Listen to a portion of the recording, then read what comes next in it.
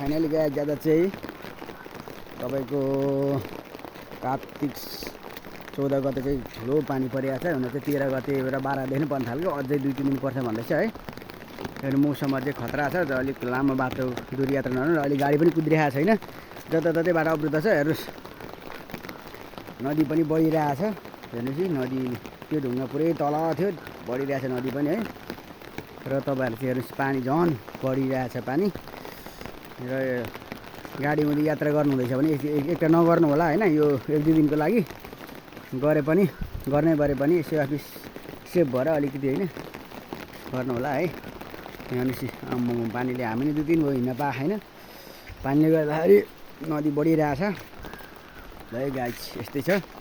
हेर्नुस् नदी धेरै बढ अस्ति घटेर फेरि पनि चल्दै थियो भन्दै थियो। उता हाम्रो उता सदीघाटतिर त्यो पनि बन्द भइसक्यो।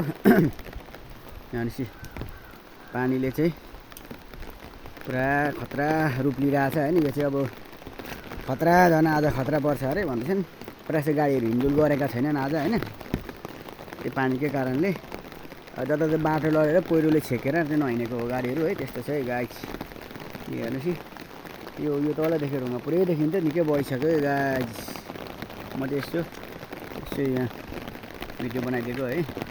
किन पानी आम्मम पानी परेछ है गाइस। यस्तै छ है, गाडी थन्काइयो बसिरहेछ पानीले गर्दाखेरि। हेर्नु कतै हिँड्न पाएको छैन है गाइस। यस्तै छ लोकी पारामा